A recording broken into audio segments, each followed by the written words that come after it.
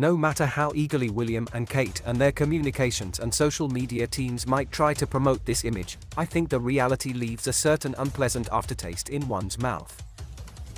George might know that other boys aren't carried to the park in a palanquin like he is, but nor does that make his childhood normal. The kid has been working since he was less than 1. Hello and a very warm welcome to British Royal News YouTube channel.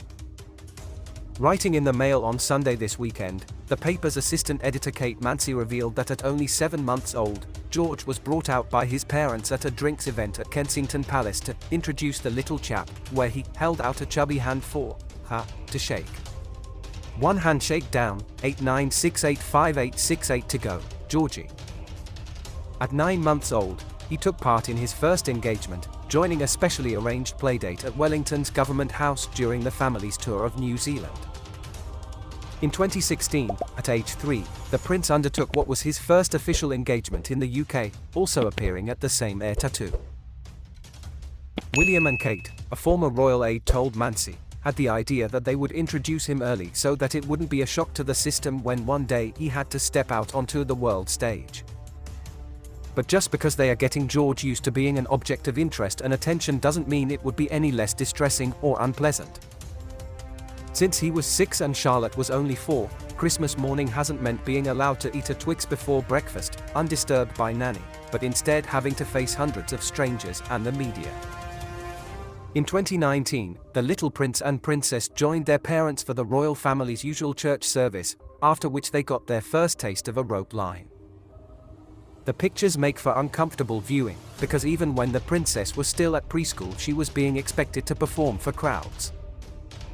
Here are George and Charlotte being forced to shake hands with strangers and being unsolicitedly hugged by retirees. No wonder they look confused and uneasy.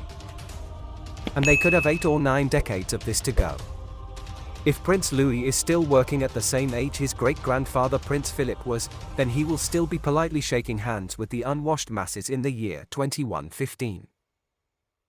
Interestingly, a second report, also by the Mail's Mancy, came out over the weekend and claimed that George would have much more freedom as an adult and would not be expected to serve in the military like his father, uncle, grandfather, great-grandmother, and great-grandfather all did.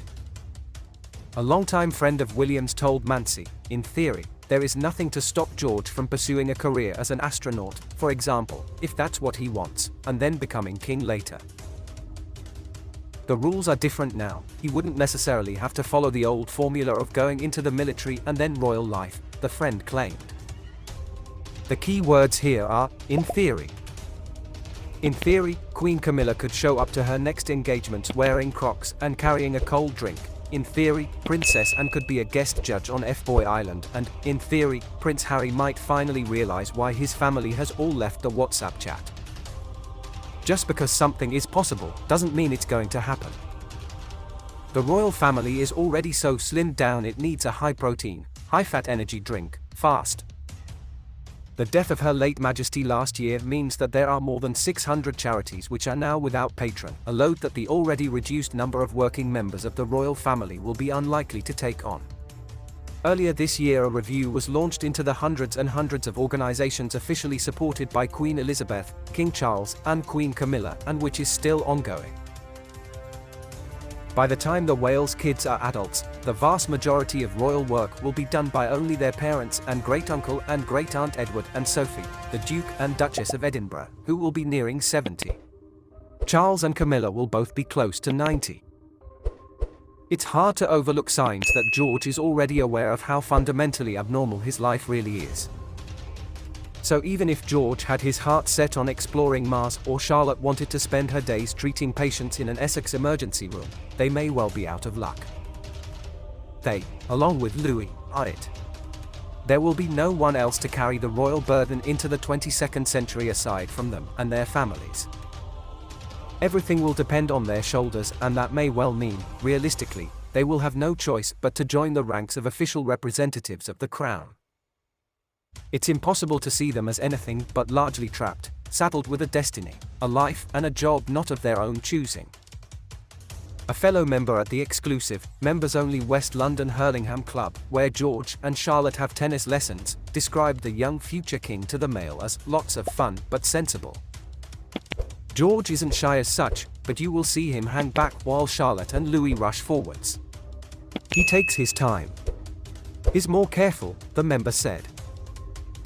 Remember to subscribe to British Royal News YouTube channel and turn on the notification bell. This way you will be notified when we drop a video. Stay safe.